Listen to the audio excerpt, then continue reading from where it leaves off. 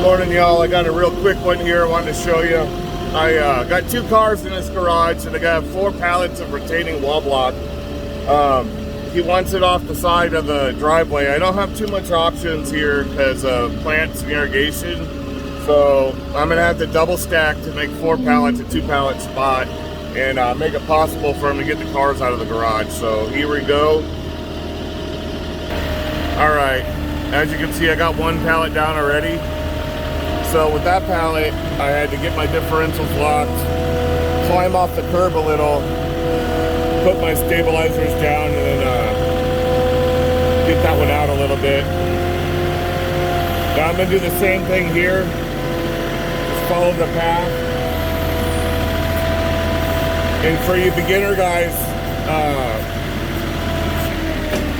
you're watching your right tire, making sure you're not hitting the house on your turns, or the boom up top if there's a roof overhang. So that's what you're looking for. But I'm going to side shift this right a little bit, get it more centered on top of the pallet, on that bottom pallet. There we go. Because the slope is downhill left, so you want to keep it more right centered on top.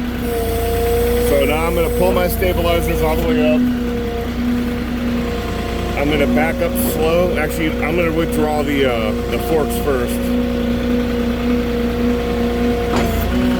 I'm going to back up nice and slow, making sure my forks don't get all crazy coming out of the pallet. Clip it or pull it, especially when you're pulling from on top. You don't want to start pulling the bottom pallet and dragging it. So on the bottom there, when you're pulling out, you want to make sure you're not going to pull your forks out and damage this driveway either. So you got to come out fork tip down and up, so you're coming out at a 45-ish angle and not damaging the driveway also. Alright, so we're going to do our stack at the bottom of the driveway. Now this stack, I can't go as far in as I did the other one, but I do now, because it's farther down the driveway, I do now have more room for the car to maneuver around it if they have to.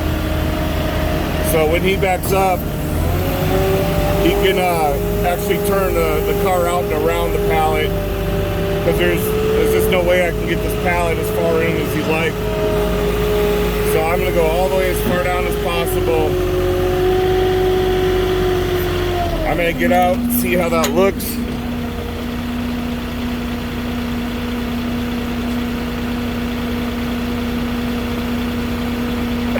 Alright, so I'm almost right up against the plant.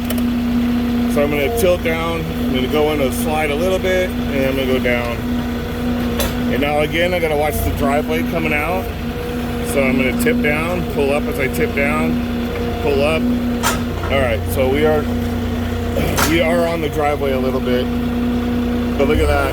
Now, all he has to do to get out of the driveway is just miss that pallet. And then I will have the other pallet stacked on top of it. So that's pretty clear right there. It's clear right there, and we didn't kill his plant right there. I went right up against the edge of the plant. You know, a couple leaves or flowers is one thing, but setting it down on top of the plant is another.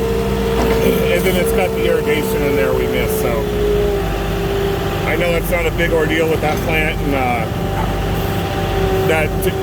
particular sprinkler is real cheap, but regardless, we're trying to get 0 damage on our deliveries. That's the goal. Even if the customer's like, oh, just kill it, or, you know, don't worry about it, you still got to do your best.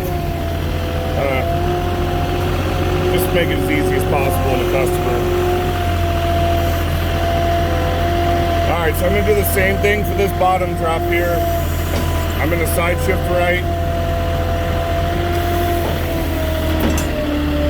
I'm going to try to drop this more heavy on the right side.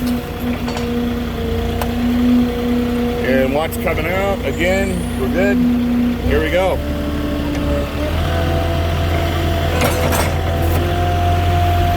So now that's best case scenario for 4 pallets, keeping the driveway clear and letting them get both cars out of the driveway. That's a successful delivery there. I consider that. So that's best case scenario for the customer. So, all right, guys, that's it for this one. Give me a like or comment down below, and then I'll catch you all on the next one. Hope everybody's having a good weekend. Take care.